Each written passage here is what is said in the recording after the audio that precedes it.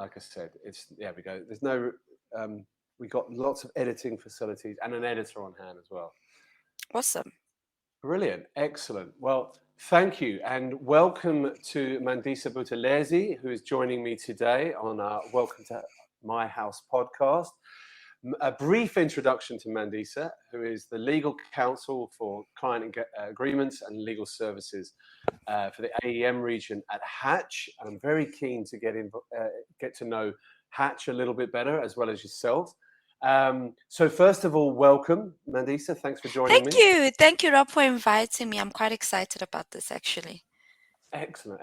Well, our first, as you know, and any listeners will need to know, our first interaction came at the very, very beginning of the lockdown and the COVID-19 pandemic here in South Africa.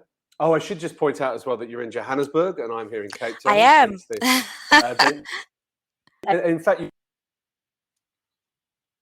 and I should have just waited for this recording, because if you were here, I could have had you round to my house for a cup of tea.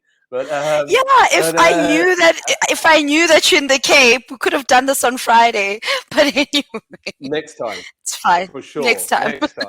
But yes, and you kindly took part in a little interview collections of interviews. Yep. Best term to use. That we did called the 5 in 5. It's an invention that we thought up very quickly, but we thought, right, it's a really pivotal moment in the law, not just in South Africa, well, for the legal market, should we say, rather than the actual laws. Not just in South Africa, but across the African continent as well. And we thought, right, let's try and speak to leaders in the field, in-house practice, up-and-coming, young, ambitious lawyers, really find out how they are adapting and pivoting in the midst of, as you'll remember, what was happening kind of live right there. One day the courts were open, the next day the courts were shut, So it was really great to you get your thoughts on that. And what we'll do is we'll go through some of that and really see whether some of your predictions came true, I suppose. But like I say, thanks for joining me. And to kickstart, I'd like to talk a little bit about your journey and maybe you can add a bit of I and anyone can read on. Are you originally from Joburg? I'm originally born and bred in Joburg. I'm a city girl at heart. I I can't imagine myself living anywhere else, really. But yeah, I'm a Johannesburg girl. Essentially, I went to just a brief background. I just went to Dominican Convent in primary. In high school, I went to Macaulay House, and I think the law bug probably hit me in my final year of school. So I decided to just take a chance and apply at Wits University. I thought at the time I'd probably be more of a BCom LLB kind of girl. So I actually applied for both the LLB and the BCom LLB, which I was accepted for both. But I think in my first week of doing a BCom LLB, I realized I'm not the girl for a BCom LLB. And I switched to an LLB, which I did for 4 years at Wits. I think that's a quick overview. Purely for my own interest, what did you see was the main difference then? What did you, in the BCom law and the LLB, what really sure, Rob. made you tell after a week that I think I sat in a tax class, and I just thought to myself, what is going on? But I obviously thought, you know what, it's just an adjustment from high school to university. And then I went to a business commercial class, I believe it was, and I was just so lost throughout that conversation with the lecturer. And I just thought, you know what, let me just stick to my guns and do what I really like to do, which is just a plain LLB with no maths, with no commerce or anything like that. And I'm glad I realized it as quickly as I did, because a lot of my other peers only realized that probably 2 or 3 years later when they had to just switch and they thought, geesh, We should have actually just started with an LLB. And I think what I also realized when I was doing the plain LLB is that we had a few classes. We had English literature as an elective, and I think we also had African literature. And since I love reading, I realized that, you know, this is actually a better option for me, whereas the BCom LLB guys couldn't have that option of literature, which helps you so much with your legal analysis as well as your legal writing. So I think those two classes were quite vital, and I'm glad I took the LLB option. Yeah, and also, whilst literature angle will help you with your legal studies, it's also Yeah, quite interesting. A nice it break is. away from, yeah. I know. It is. Yeah, we had some interesting books that we didn't cover in high school. And I think a lot of people, when they attended those classes, they felt that, why am I sitting in an English class when I can be practicing law, right? But you actually realize maybe in the second year how vital it is. Literature just takes you through the process of writing, and it's so important as a lawyer to have that skill. Not all of us are great at it, obviously, but it does guide you and put you in the right direction whenever you have to write an opinion, which is going to be quite valuable when you're practicing, especially if you're going to be in a law firm, unlike me, who's a corporate lawyer. When a client asks you to draft an opinion, you know how to structure that opinion. And I think that particular class, African literature and English literature, helped me when I was drafting opinions in my practicing days on how to actually structure it. And it sounds simple, right? Introduction, just the middle part, and then conclusion. But actually, the literature portion explains how you need to open up your introduction and how you need to close it off, and not just close it off, but close it off well. And I think that is quite vital. I did an opinion about 2 weeks ago for one of our project managers, and they're quite blown away as to how I just broke it down and I made it so simple to read, because obviously I work for an engineering consulting company, and engineers don't want to be sitting and reading an Yeah. opinion of 4 pages. They would really want a one pager that breaks down the issues. And I remember just thinking to Well, myself, really, what they geez, you want know is that a English bullet class? point. Yeah, they want a bullet point. I mean, I think I think as I was writing it, I was just thinking, make sure that it does not exceed 1 page. And when he got it, he thought to himself, geez, this is exactly what I need in my life. And he said to me, this is the best opinion he's read. It cut straight to the issues. I think I only used probably two case studies, and he was just so, it was practical, which is what engineers also want. Um, so it definitely was very succinct, and that's what he needed. And I think without all of those teachings from law school, specifically those literature classes, I probably would not have that skill, or at least I wouldn't be as good as I am at it. Probably, yeah.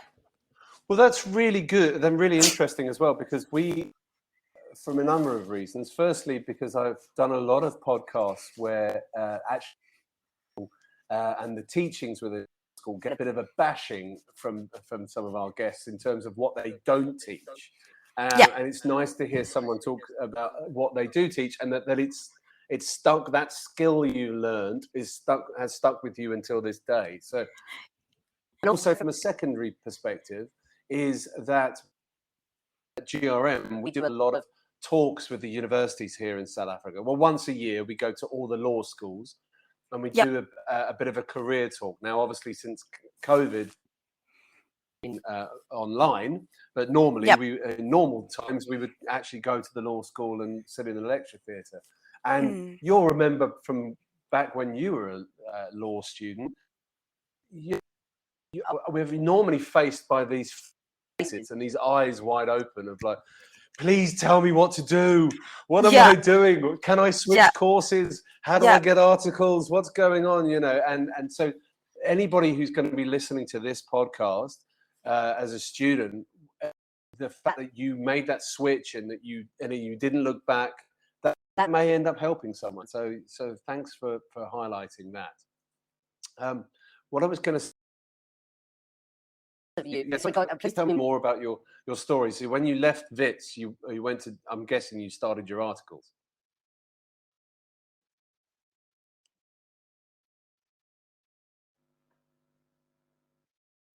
Hold on a second, Mandisa, you're on mute.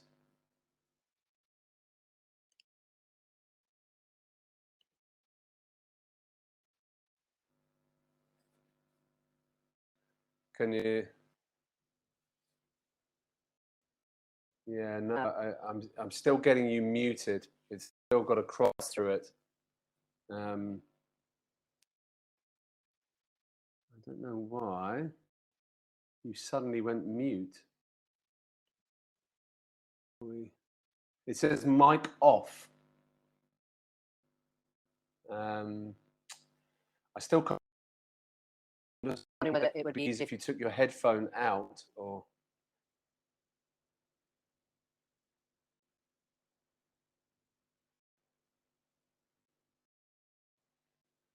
No, it still says mute. I don't understand why.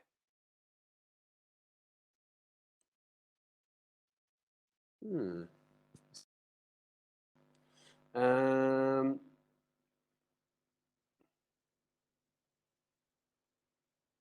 hmm. I don't know what to suggest because we were just getting into it and I still can't hear you. It's crossed through it. Oh no, here we go. Talk again. How strange. Every time you started talking. That's weird. Can you hear me now? Yeah, how weird. Cool. That's so Well, weird. there's I think definitely my going to be some earphones, editing. a lot of editing. I guess my earphones decided to just take a break from all this talking. But They were yes, like, nah, sorry. too much. Too much. Well, that's Too cool. much. Yes. Sorry, Rob. Yeah, Yeah. too much. Please don't worry. I'll ask again, and then we can, like I say, we can edit it in. Yeah. So once you left university, you graduated from Wits, Yep. fantastic university that it is, and Yep. you went, and I'm guessing you went to start working to get your, right? Well, I applied at a lot of places to get my articles and I was quite unsuccessful, unfortunately. So I ended up sitting at home for about 8 months or 9 months. And then I applied for an internship at SAA, which is the South African Airways. It was a legal internship for a year. So I thought, let me give it a shot because I can't sit at home any longer.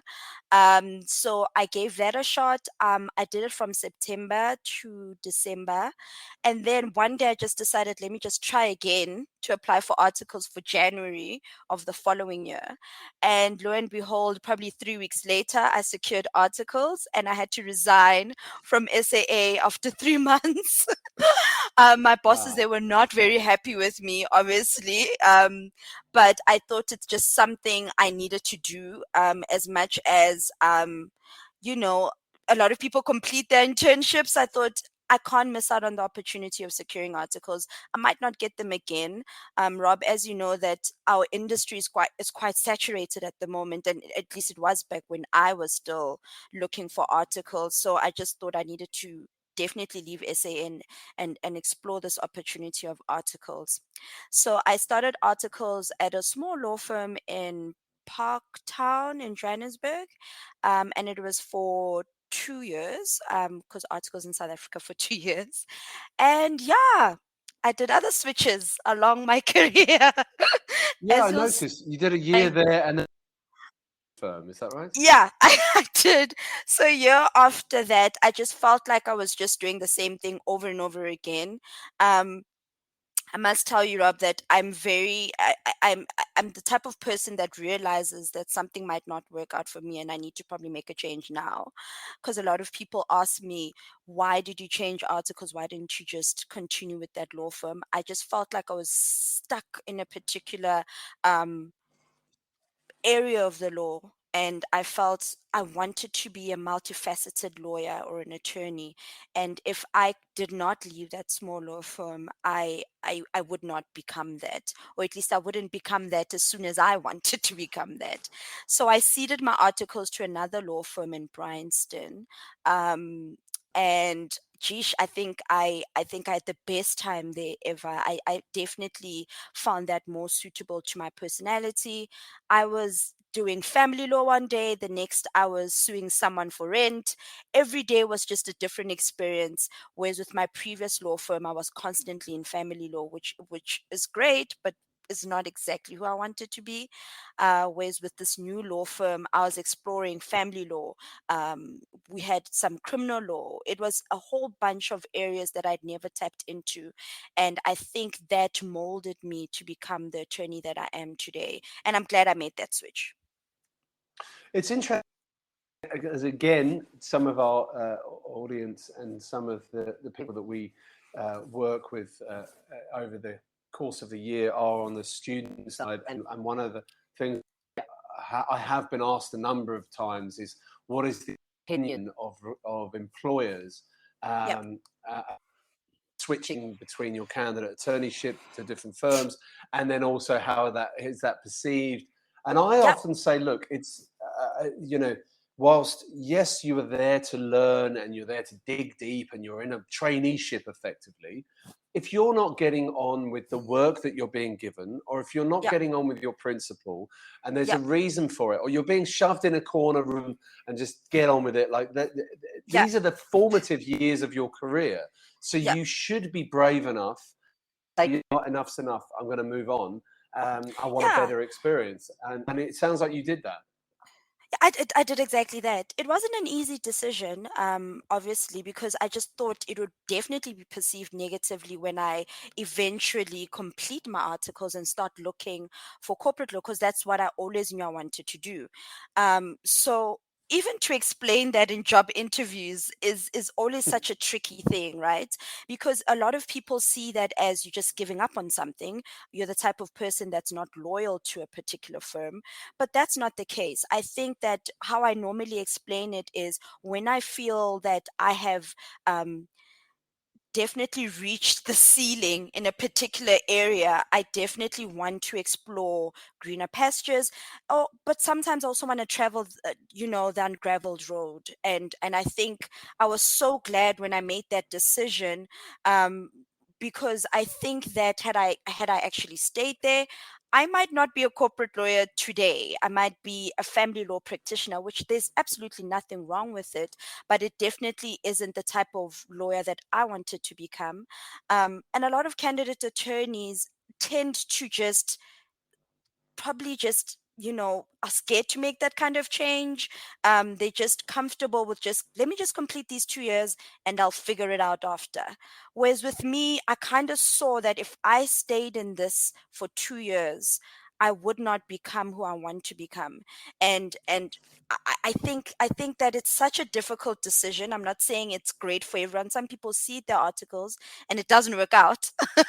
Luckily for me, it Yeah. did. And luckily for me, I had a great principal in the second law firm that I practiced at, and he literally took me through everything that I needed to become. And it's great when you're drafting your final papers to get admitted to show the different types of law that you practice and the different areas you tapped into. It looked great on my papers, at least, and the judge was quite keen on probably just asking me what I went through. Why did I make that decision? And I explained in court, or at least my counsel did at the time, that these are the type of things that I wanted to experience, and I couldn't have done that with my first law firm, and that's why I went to the second law firm. And he actually appreciated that I realized that at such a young stage of my article clerkship. But it wasn't an easy journey, obviously, because you're in your second year of articles and now you're coming into this new law firm. And there's certain things that they expected me to know that I didn't because I was stuck in just indexing and paginating or just drafting a letter of demand. I'd never drafted summons until I had got to my second law firm. And as a second year clerk, you know, I thought that I should be at that level, and I knew that had I just stayed at my first law firm, I'd probably only start drafting summons in my first year of being an associate or something like that. And I didn't want that. I wanted to experience that as a candidate attorney, and I'm glad I made that switch because I then started working on my drafting, which is what I lacked really. Because with the first law firm, I was just always in court. Doing a Section 65 proceeding or rental dispute, which is great, but I wanted to focus more on my legal drafting, and my second law firm offered me that opportunity, which was exactly what I needed. And when I wanted to draft my papers to get admitted, it was such an easy process. That's wonderful. And again, like I say, not that our particularly big part of our audience is on the student side, but for those of them listening, that it's really very personal journey. it's a very personal advice. I use the term advice loosely, but Yeah. it is very much what it says to me is that you were brave even at a young Yep. age and at the beginning of your career, but you kind of had a gut feel that this is where I want to. This doesn't feel right, and it also goes to show the power of the rotations, because some smaller law won't rotate you at all. They'll just see you as cheaper labour that they can put in a specific department, and you won't learn. So it's very important that you did that. I mean, and that's great. And then you spent a few months there, and then you moved on to a firm called Clyde Bergman. Is that right? Again, Rob, I took another chance again. I got admitted in 2016, and then a couple of months later, I thought, "Geesh, I need to get out of practice. I need to try something completely different." And I thought to myself, I wanted to do something that I haven't practiced before. At the time, I was thinking probably broadcasting law. So I was applying to places that might be practicing that kind of law. I was not finding anything. Then I saw a post for a commercial manager, I think at the time it was called, for an engineering consulting firm, and I thought, "Psh, why not? Let me just jump for it and do it." It was quite a junior role, so I thought I would learn quite a bit, and I wouldn't be expected to know a lot of things. So I knew that it would be a very great experience to learn and to grow, and to experience a different type of law. And I think when I went to my first interview, because I had no clue what this firm actually does, when I went to my first interview, we definitely went through a lot of engineering type contracts that I'd never even seen in my life before. And I remember just saying in that interview that I will learn, I will learn, I will learn. It can't be that difficult from ordinary contract or bespoke I'm going to contracts. read. I'm going to read. I'm going to read. I'm going to read. I'm going to read up on it. Because they were very, I think they were slightly concerned about my age at the time and my lack of experience. I think at the time they were looking for someone who has some FIDIC and NEC experience, and I had none. I was coming straight from practice. I just got admitted. So, definitely I've never seen a FIDIC contract in my life before. And then I think I just sat and I said to them, "Listen, I'll go through it, and I'll definitely come back in the second round of interviews and have more information on that." And that's exactly what I did. And I got the job. I think I got the job, from what I remember, I got the job because of my eagerness to learn. And a lot of people just came very experienced. And like I said, it was quite a junior role. So I think that's why I got the job. That's not. I tell you what. That's not to be underestimated. So I mean, No. myself, people younger than myself coming out of university. Yep. I've been there myself when I worked came out of university, and that level of eagerness to continue to grow and develop has been a mark of my personal career, but it's also something that I also ask other people. I never. I will say things to them like, just don't just sit still with your learning. Keep going, Yep. keep pushing. And Yep. sometimes that might be outside. You might have to leave my services to go and do that, but keep going, and then you know to fulfill what's inside you. So that's great that you did that. Yep. And you're obviously again wonderful, because I'm getting this impression of you, this that you're really you've got really strong convictions. You're ambitious, but Yeah. you're realistic, and you know to push yourself, to put yourself into risky situations to get out of it what you want, which is wonderful. And it's great to see in a professional like yourself. I'm really, I'm really chuffed, really pleased. Thank you, Um, Rob. now, And I also think the oh, go on. timing as well matters when you want to make that change or that switch in your career. You need to make sure that you've got the right time to do it. I mean, you don't want to just jump too early or jump too late. So a lot of it, I think about it a lot. I plan a lot. When do I want to change?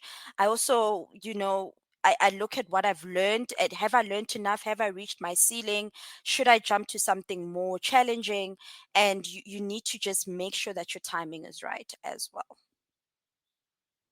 And then back end of 2018, before we'd even heard the word, Yes, you moved to Hatch, and please tell me I about did. who a Hatch are, what do they do, and what do you do for them? Cool. So Hatch is an engineering consulting firm. We are very multifaceted. We work in mining. We work in a lot of roads, infrastructure. We do a lot of energy and power projects as well as oil and gas.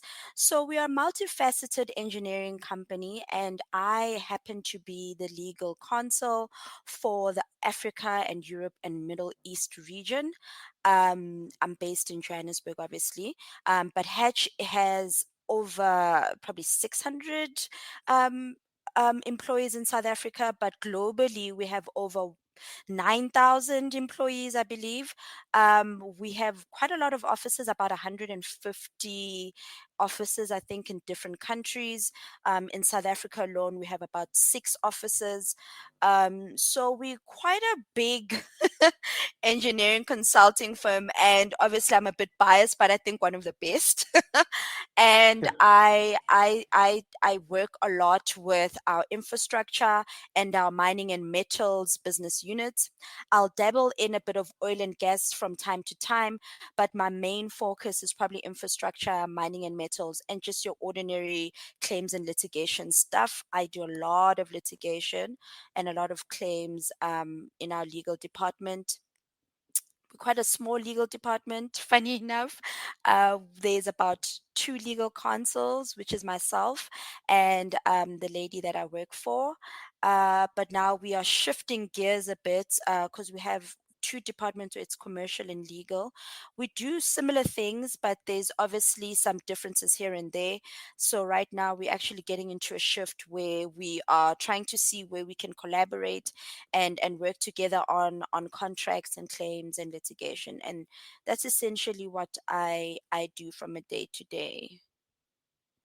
And you say the commercial team are working closer together. Is this Yeah. something, do you think, that's been in a while, or do you think this is part of what we're all seeing, which is post-pandemic departments and teams working together, better synergies? Do you think it's come out of that, or do you think it's something that Well, was in the it's pipeline? definitely it's part of Hatch's manifesto to collaborate and to work together as teams. They encourage teamwork quite a bit. So it's definitely been something that's been in the pipeline. But I think with us all working from home, we realize that we definitely need to probably fast track the process a bit more and get ourselves working together even quicker. So Rob, I'm not seeing your video anymore. I'm still here. Okay. Maybe, can you hear me? Yeah, it just says it's been disabled due to internet quality issues. Mm. Okay. Uh, well, as long as you can still But hear me, we can carry on. I can hear you. Uh, It's fine. I can carry on. So it's Perfect. definitely not because of the pandemic. I think it's always been in the pipeline. I just think that we've probably we fast tracked it because of the pandemic.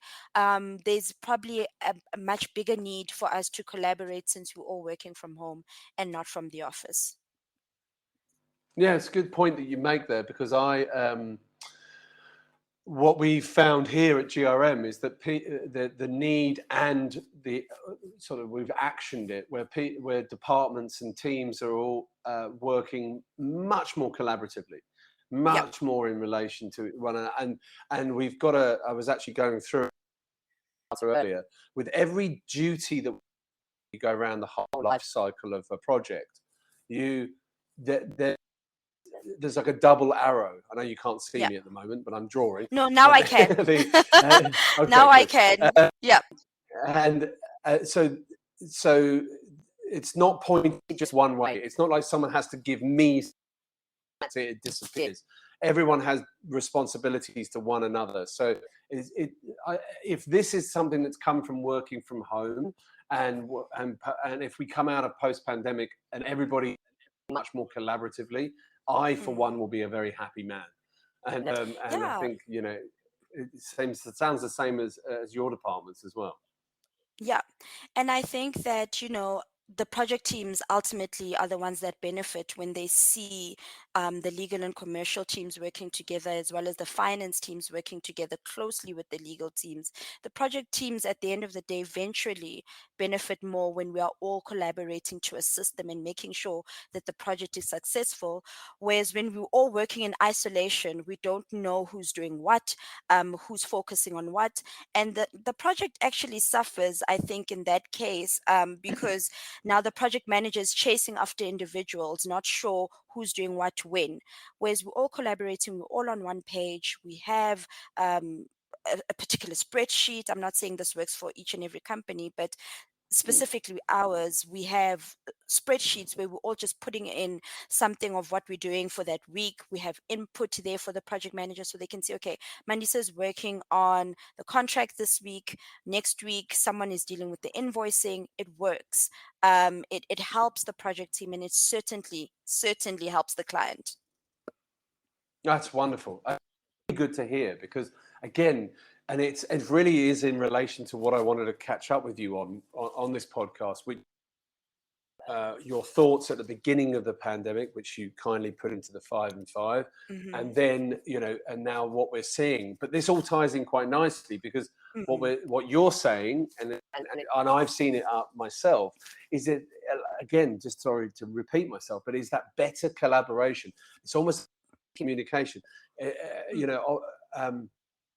It could have been so different. When everyone got sent home, suddenly everyone could have disappeared. But what it was, everyone started getting better tools, better communication. Everybody knows where each other are, and it seems to be working really well. It does. I think, I mean, when I did the 5 and 5, we had just got into lockdown. I was still trying to adjust, and I think maybe from my answers as well, you'll pick up. I was trying to adjust to working from home. We were all feeling so isolated, obviously, and I think at the time my boss even said, it would be nice to do a bi-weekly catch-up conversation just to see where your head is at, how far you are with your projects, and etc. And I think I received that quite negatively, because you automatically think I'm being micromanaged, right? Especially as a younger professional, you're thinking, oh, she's just checking up on me. She just wants to see that I'm doing my job. So I received it quite negatively. And I think after the third week of doing it, I realized how helpful it was, because I don't have that access to her in the from home. Whereas in the office, I could just pop into her office and ask her a quick question, which would guide me on how I need to interpret something in a contract. Whereas I'm sitting at home, I don't have that advantage. So I'd find myself probably working a bit longer on a contract than I would have if I was in the office, just because I don't have that bouncing off pad that I had in my boss, right? So initially, I think it wasn't just the legal department, I think all of us, we were just struggling to just adjust and figure out how to work from home. Besides the technological aspect of it with Teams and Zoom, and which platform is better than the other, I think just, you would sit in a meeting and just try to figure out where's everybody's headspace at, and how far are we with a particular project. And people were just, I think that first probably 2 months or so, we were too worried about COVID to actually focus on work. And I think it took time for us to finally get it right. And I think probably 3 months into the lockdown is when we finally got into a system and a particular cycle which worked for us and our teams. I think you're right there. I think point to make, and maybe something that some people forget, especially you know, of this podcast, we move on so rapidly at the moment that we forget that actually when lockdown started to happen on a global basis, so for us here in South Africa, it was obviously March, but there was a couple of months there where people were really in limbo. There was the first couple of months, Yeah. we really didn't know what we were doing, where we were supposed to be, Yep. again, I mean, and everything kind of just froze for a little bit. And It did. whilst I quite enjoyed being on holiday, Hmm. there was a point where it's kind of, we got to go back to work. We've got to make this work, and Yep. we've got to get the things moving again. So it's interesting to hear that you kind of went through the same thing, where 3 months Yep. in, it's like, right. But it's really interesting to hear you talk about the better collaboration, the better communication that has sort of taken place at Hatch, and how you've really made this work. And I guess it's probably instilled habits across teams working together that will stand for now. And I think certainly if I think about RM, the levels of communication between all of us and the different departments is so much better and clearer and concise, and it's producing great results. So if there's anything that, and I'm obviously loath and respectful to that a lot of people have had it a lot worse, but if we're ready to say that there was some good things that might come out of it this could well be one of them. Yep. I just want to touch. Sorry, go on. There was a slight delay there. No, I agree with you, Rob. Don't stress. I agree with you. Yep. And in terms of, I looked through some of your answers, and for those who've not checked out your 5 and 5, I will be putting a link to it when we post the podcast as well, to make sure that people can read some of your answers. You were very, like you said, it was right at the beginning of the pandemic. We really weren't sure. You sort of made mention that some have given you some good advice in terms of the actual pandemic, and whether there were claims that could be made and things like that. Yep. But reading through your answers again, and then again reading through a lot of other people's answers as well, was that you seemed to be very clear that technology would be adopted and for good, which obviously a lot of lawyer departments have been neglecting. Is probably had been, law was very slow to move into the world, but it had to speed up very quickly.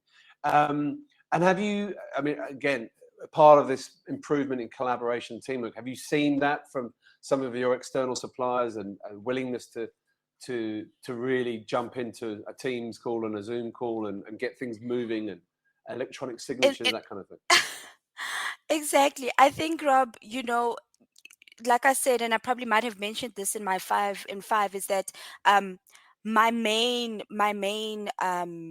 probably prediction, if we need to put it like that, was that technology is going to play a massive role in not only just Hatch but also our legal industry.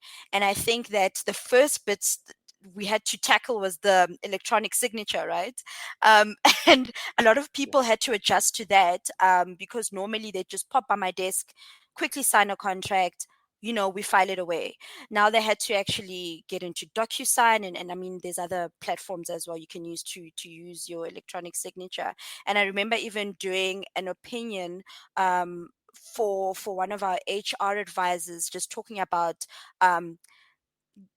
possibly the legal validity of an electronic signature. Is it as valid as our normal signatures? we had all types of concerns when we started with the pandemic. I think with us, we definitely we have such we have a principle of wanting to be face to face and wanting to see each other all the time, and we have that human factor, right?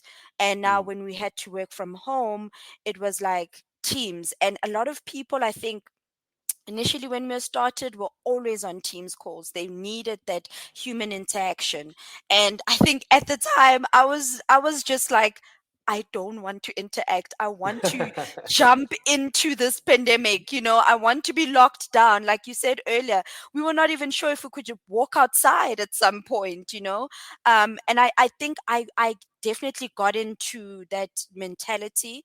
And luckily for me, our Hatch employees wanted to interact. They wanted to have those calls. And we figured out early that we needed to be, apologies, Rob, just someone's trying to call me on Teams. Yeah, So we no problem. realized My early dad tried to on. call us earlier on FaceTime. I thought we won't just patch him in. He won't. My Yes. 80-year-old father would be going, "What am I doing?" What are we Uh, doing? Okay, so I think in terms of technology, Teams was a huge adjustment. I think we were also trying to figure out how to type into the chat room while being on a Teams call. I mean, it was a mess. It was a complete mess.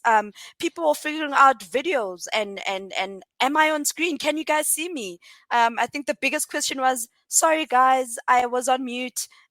That was like, yeah, it yeah. was it was it was it was crazy how it And all taking yourself started, off mute when and you taking wanted to yourself ask a off question. mute. Yeah, Exactly. yeah, So yeah. we struggled a bit with that, but we adjusted, I think, towards July, August. Now everyone was now finally in the groove. But I think I might have mentioned it in my 5 and 5. My biggest concern at the time was how our court systems would work. And as you know, Rob, even before the pandemic, it was quite challenging. It was quite a mess. Our court system is nowhere near where it needs to be. So I Yeah. was quite concerned with how they are going to adapt now that we're all working from home. We had a few litigations that were happening at the time, and we were quite impacted by that, and I think we'll touch on that a bit later. But I'm glad now that our court systems have now gotten into the groove, and we're starting to see a lot more of our judges accepting the norm now, because they struggled, I think, more than anything. A lot of them just postponed matters rather than just hopping onto a Zoom or a Teams call.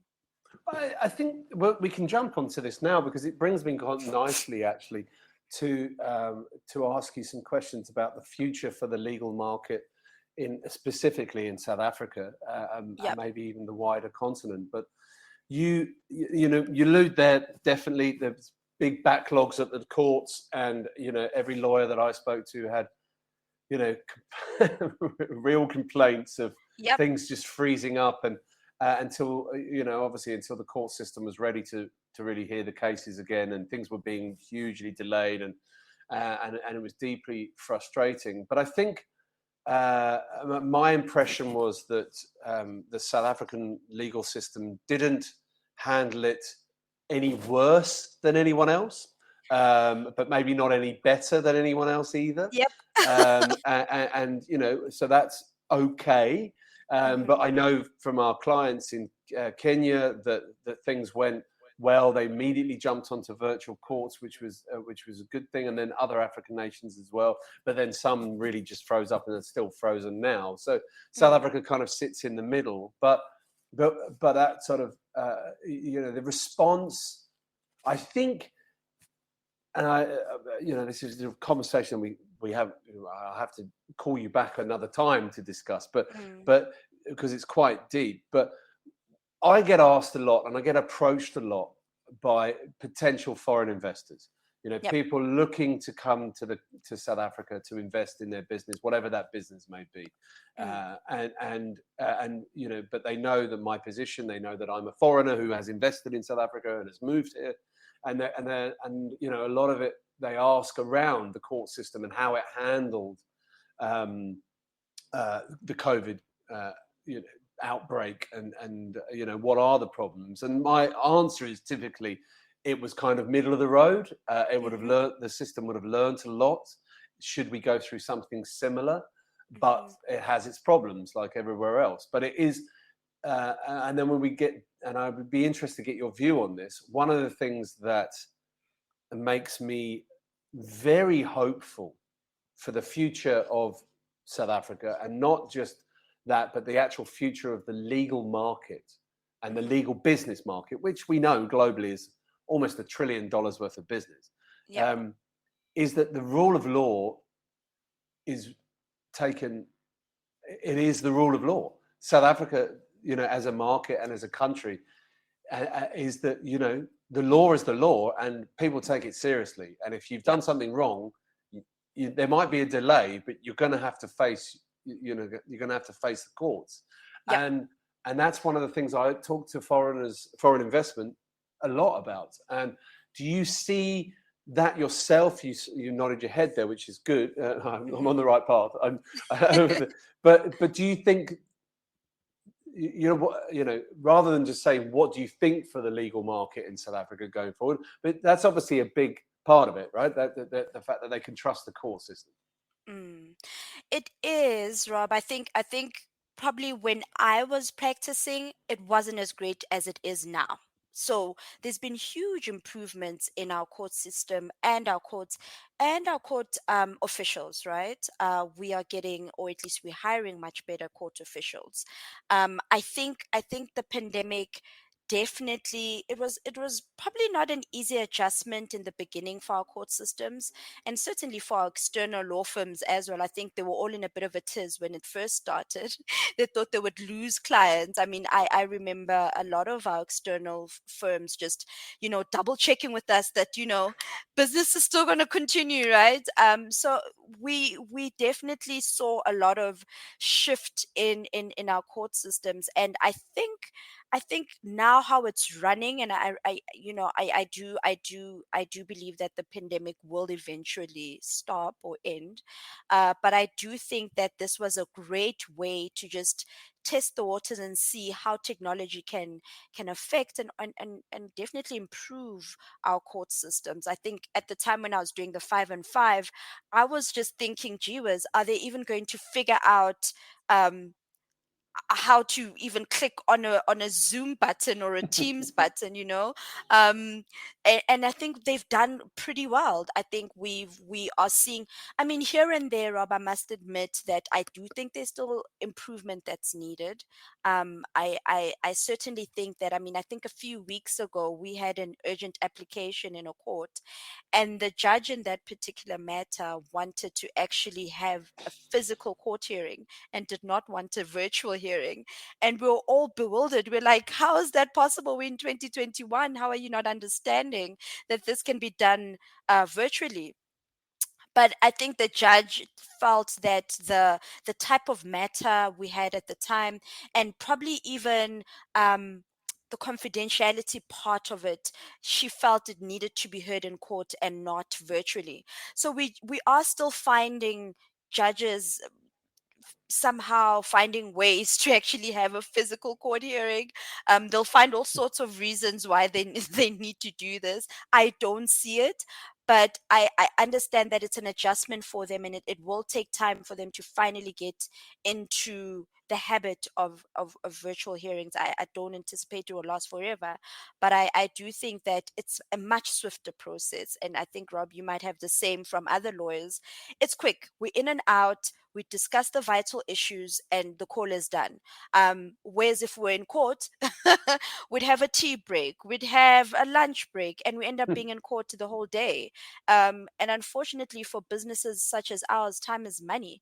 And if you're having 5 engineers sitting in a courtroom with the legal counsel like myself, and then advocates and attorneys, and we're all sitting in this courtroom for 3 or 4 days for a trial, our projects get affected, and ultimately our clients are getting impacted by this. So we definitely are enjoying this virtual hearing, because you have just me and probably our external counsel and the presiding officer, be it arbitrator or a judge, and that's it. We'll rope in that particular engineer when we need their testimony, and then we rope them out again. And it works seamlessly, at least for me. And I'm in and out of these things after 2 hours max, and I can get back to work. Whereas if I was still attending court, I'd be driving in traffic, coming back to the office, and I'm exhausted, and then the day's done. And a project can be affected by a legal counsel sitting in court the whole day, or sitting in or sitting in negotiations with the other party the whole day. So I think that, initially when we started, it was kind of very scary at the time, but now I think it works so seamlessly, and I wish we can continue. It's such an interesting. It seemed, it sounds so simple in terms of virtual hearings, but it is a Yeah, massive thing for South Africa. Now, look, I'm biased, right? I've moved here. I put my future here. I've moved my kids here. I've yeah, invested heavily in South Africa. I employ a lot of South Africans. So about this wonderful country that I live in, and I yeah. want it to be, and I want it to be the very best it can be, and I want it, and I want to play a part in that. But I want the legal market here to be really lead on the African continent. I want to, and whilst South Africa's and the law firms have always been, 50 to 100 years, have always been incredibly well respected, uh, as incredibly high level professionals. We're now moving into the business of law. We're now moving Yeah. the legal market being a multi-billion rand industry, Yep. and obviously lots of foreign law firms looking to move into. I wrote an article back in 2017, and I projected that in 10 years' time, every single major law firm will have an office in Sandton. And you know Mm-hmm. what? They're slowing down. I mean, obviously, I can't mention any names on this call. Off camera, I can tell you a number of firms that are in the process of moving in, and it's coming back Yep. and coming back, and that's Yep. great. Yep. People say to me, "Why is that a good thing?" Was, oh well, foreign direct investment is always good for the country. It gives our bright students who are leaving university more places to do articles, more places to work, Mm-hmm. possibly get. There's more companies looking to Mm-hmm. tie their Santon office in with London and New York and Mm-hmm. Australia and Hong Kong. So everyone's becoming much more global, which is wonderful. So it gives gives the future of South Africa a great thing, so great opportunities. So for me to hear the virtual courts and how perspective are Mm-hmm. used and seeing it, time is money, moving on, and the accuracy of it, and the fact that people can trust it is a Mm-hmm. wonderful thing. I don't know Yep. if that's. That's exactly what I find. And Rob, I like the point where you add about a lot of law firms moving into the Santon area. Um, and I personally, I'm a huge fan of that, although Santon traffic might be hell. I think one of our external law firms actually, we were chatting, and they were just saying how much, you know, being in a certain area has not really yielded the results that they needed, because a lot of clients at least see a law firm in Santon and they automatically respect it. And it's not a thing of we undermine other law firms that are in other areas such as Rosebank or Melrose or whatever the case may be. It's just that you normally just you think of your big law firms, and I don't want to mention the names. They're all sitting in Santon, and if you see your law firm sitting there, I think you have this sense of I respect this law firm more. I want to work with them a little more, and obviously the access to the international platform. I'm not saying it can only come from Santon, but I think as clients we tend to think, geez, if they're sitting in Santon, it means they could have an office in London, they can have an office in Australia. And for our type of firms, engineering consulting firms, especially a global one such as Hedge, that's a very important aspect for us when we are picking an external law firm. We want to see, do they have global presence? Are they aware of global markets? Are they aware of different global trends, especially in the legal area? So just seeing a law firm that's only practicing in South Africa is not exactly ideal for us, and it's something that we pay attention to. And I'm glad that law firms are starting to adapt to businesses, whereas probably 15 years ago businesses had to adapt to the law firms, right? I think now law Yeah. firms are starting to realize that they need to adapt to businesses and be more business focused and business minded. And a lot of the chats that I have with some of the law firms that we work with is, how do you save me money? Like, I don't want to hop into litigation immediately, that's always the advice. Let's just take them to court. Now we're more focused on, how do we avoid litigation? How do we get what we want without entering a court? So a lot of settlement is the discussion nowadays. How do we settle this? What figures are we looking at? What's the ballpark figure? What would be commercially viable for Hatch to accept? And those are the type of conversations that we are now having with our external law firms. And we're not a very litigious firm, so we tend to want to align ourselves with law firms that understand the business that we are in and understand that every cent counts for us, and we're looking at firms that are able to adjust that into the legal advice that they give us. That's really interesting, Mandy. And I think one of the things that I just picked up on there, really relevant to those who might be that are thinking about bringing their business here to South Africa or onto the continent, is that you talked about what you, from an in-house perspective. You're the client, you're the in-house Yep. perspective. You're a global firm, and you mentioned there from a supplier perspective. So Yep. listening to this, that wants, that has Hatch on their business development to-do list, they'll need to know what kind of language they need to speak. But at the same time, this is something that's really, really important, and something that I talk to firms about a lot, is don't go into a new market like going, brilliant, it's the gateway to Africa.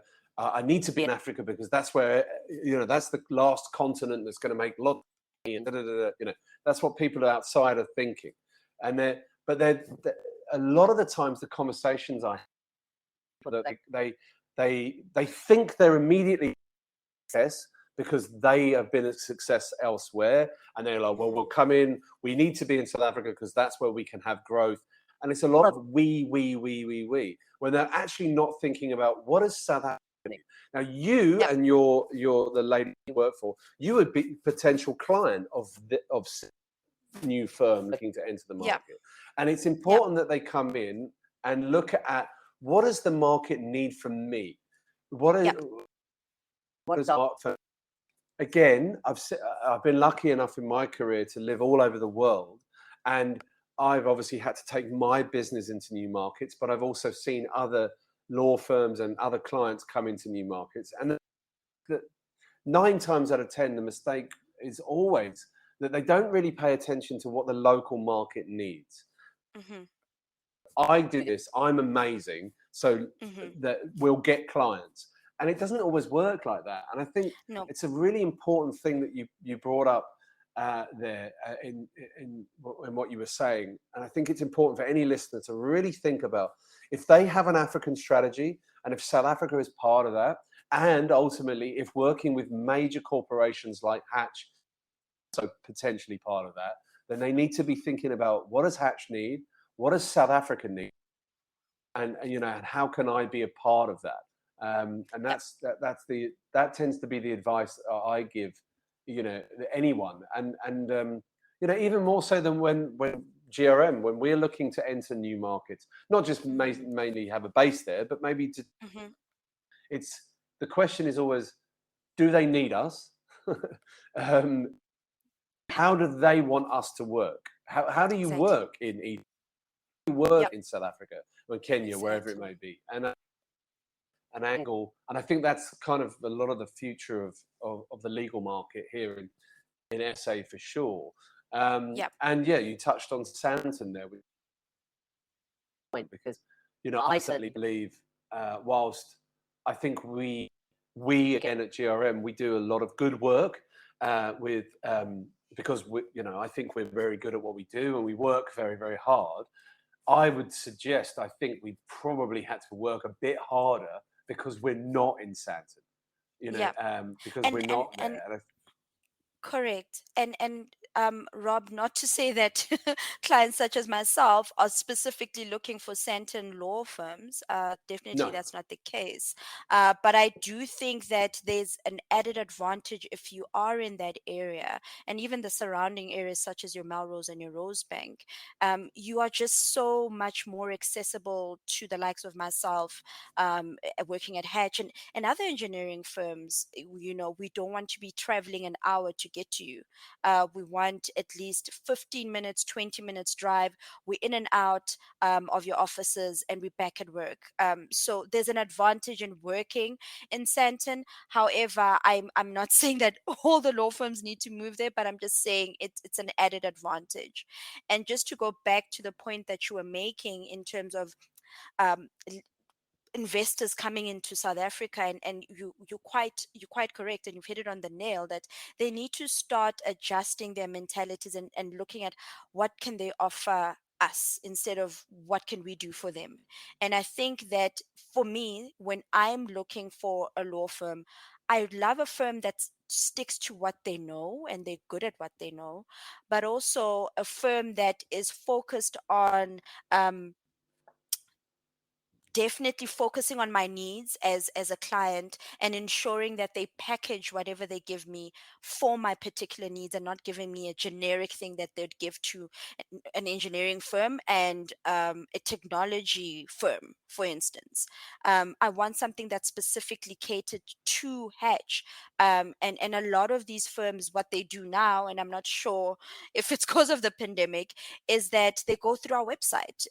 They pick out certain things, and um, I think with when we were adjusting into POPIA, which is the privacy law that just came into effect, a lot of them went through our website because we were looking for law firms that could assist us in complying, right? And a lot of them went through our website, our privacy statement, our website terms of use, our cookies policies, how we are protecting personal information. And when we're sitting in Teams calls with them, they'd say, yeah, no, listen, Hatch's privacy statement lacks this, that, and that. And for me, I found that impressive because you've taken time to actually learn more about your potential client. And it's definitely a tick in the box for me because I'm thinking I don't need to now take you through what Hatch is about. You've taken time to actually learn about Hatch, and that not only just reduces the amount of time I need to spend with you and how many hours you'll bill me for, but it's so impressive to see that you actually care about your client and you are actually taking time to understand your client and your client's needs.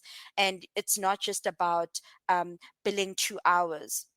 It's something you've taken time to understand your client. And I think that's very vital for me when I'm looking for an external law firm. Because at the end of the day, as an in-house counsel, I've been through that process, and there's certain things that I know I'm looking for in an attorney or a law firm, based on my experience as an in-house counsel. And I can tell you, engineers don't want to deal with us. The less they deal with us, the better. So they don't want to be sitting on Teams calls with attorneys going on and on and on and on and on. They want a client, or at least, sorry, they want a law firm that will break down the issues quickly, swiftly, and efficiently, of course, and we can then go back to business. So I'm glad that some of the law firms we were approaching for certain projects, such as Popia, was so good at learning more about Hatch and Hatch's business, and approached us in a particular way that they probably wouldn't approach any other type of company or firm. yeah, you summed it up perfectly, I think, as well. And again, one of the things that I potential foreign investors here and firms that have moved into the market, one of the things I always say is I use my own example. I tell them, you know, you're gonna have if you want to get something out of South Africa, you've got to put something in. Yeah. You know, you've got to be prepared to move. You've got to be prepared to live there. Like I said, look, I'm sitting here under Table Mountain. I've moved my family here. Yeah. The same thing when I spent 9 years living in Asia. You know, Yeah. before this, I moved there. Like I've Yeah. committed, and it's the Yeah. same. And it's the same with here. I think you know the days of firms, you know, sort of treating South Africa and Africa as a bit of a afterthought or places to get Yep. deals out and take the money back to London. They're over. They are Yep. over. You know, you've got to Definitely. put into. Definitely. There's a lot of bright students here. There's a lot of bright young workers and lawyers that want, you know, opportunities. So they need to move here. And but look, I'm gonna wrap up in a minute because I'm very Yep. conscious of your time and letting Yes. the good people at Hatch get you back. But I just wanted to end. Is there anything in terms of I'm like I said, I'm very biased and I'm very buoyant on the future of the legal profession and the legal business market in South Africa. But is there anything, you know, you're still relatively young at the, you know, I think you're 5 years PQE, you're obviously clearly a wonderfully ambitious, which I love, you know, Thank you. but is there anything that you think jumps out at you about the immediate future of South Africa and being on the ground here as you are? What do you think Yeah. the directions take and what are the opportunities? Oh, I'm very optimistic about where our legal industry is going in South Africa. I think we've definitely improved. And Rob, I don't know how long you've been in South Africa for, but from the time I was practicing to what's 5 years. happening now, 5 years, yeah. So it's been such a huge change. Just in terms of the types of law we're doing. I think back when I was practicing, I mean, mergers and acquisitions was such um a scary idea, and definitely a lot of candidate attorneys and attorneys at the time had no clue on how to work in mergers and acquisitions. And I think now M&A seems to be a lot of I see it quite a lot with law firms now that they offer that service now. um a lot of things that have changed for me as well is I'm seeing a lot of law firms do due diligences when they didn't back then, which is great for companies such as ourselves, because we constantly want to meet up with certain subcontractors, or we have a particular client that we may not be aware of or have a lot of knowledge on, and law firms are now offering that service. A lot of the law firms have also become very technological, which is great. So we're not seeing invoices being generated 60 days or 90 days later. It's much quicker now. I think I'm getting an invoice every 2 weeks now, and I'm quite impressed, overwhelmed, but impressed. And I think that our South African legal industry is growing in leaps and bounds. I think even the way we've taken on virtual hearings is quite impressive. I mean, it's not just the court hearings, but even our arbitrations and mediations are done virtually. And it's really, really impressive on how we've taken that on. I was quite concerned last year when we started, but I'm really impressed with how much work we've put into getting this right, and we've done it right. Um, I think we're definitely seeing, there's conversations between my colleagues and myself of how we feel like the legal industry is saturated, and I disagree. I think that, we're seeing a lot of candidate attorneys and attorneys tackling on different aspects of law, and not always doing just your normal criminal and family law, which is what we were taught to do a lot when we started. They want to do different things. They want to do your M&A, they want to do your aviation law, your broadcasting law, your telecommunications law. So I think our legal industry is giving young professionals a chance. We're also seeing a lot of young professionals opening up their own law firms and having sort of the ambition and the bravado to take that on is impressive. I think probably three of my colleagues have started their own law firms, which is impressive. So there's a lot of things that are For them. happening. Yeah, there's a lot. I mean, Rob, you would know how difficult that process is to open up your own law firm, and Oh, to yes. believe, yeah, to believe in opening up something for yourself, and also trusting that clients will actually come to you, right? So Yeah. we're seeing a lot of change in our industry. of course we're still quite far behind on a global perspective, but that's only because of the type of country that we are in, and the challenges we faced in the past. But I think I'm very optimistic of where we're going. I think a lot of law firms also want to sort of make sure that we don't spend a lot of time in court. And I think we don't want to inundate our courts anymore. They are finding innovative ways of reaching settlements. They are finding ways of making sure that there's less disputes. Our courts are even now offering a mediation phase before it goes to trial, which can actually iron out a lot of issues. And we can find ourselves facing less trials, which is ultimately what we all want. I definitely hate this idea that a lot of people have that, oh, a divorce takes 10 years in South Africa to get settled or finalized. I think now we have changed that narrative a bit, and we are moving into things being done in 3 weeks. We're getting dates a bit quicker, whether it's opposed or not opposed, we're getting the court dates much quicker now. So there's a lot of changes that are happening, and I think a lot of improvement. And I really I want to commend our court system, and definitely our legal practitioners Yeah. on the types of things they are doing to try and change the negative narrative that happens with our legal industry.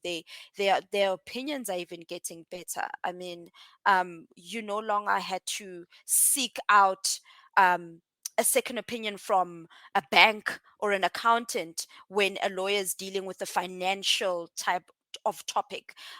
They're able to now apply their minds, and they're expanding their practices, and I'm quite proud of that. And I think I think in 10 years, Rob, we'll be having a conversation of how brilliant we've done over the past 10 years, and maybe the pandemic definitely was that springboard that we needed to get us in that direction. I think you put that. I think yeah. I mean, you've wonderfully there. I think South Africa has always had that sort of reputation of being quite a litigious place, and Yep. get things into the court system, and how we make our money. And actually, the legal Yep. system is changing and saying, no, we're deal makers. We're not going to necessarily go to court. Let's get the deal done. Let's get it done quicker.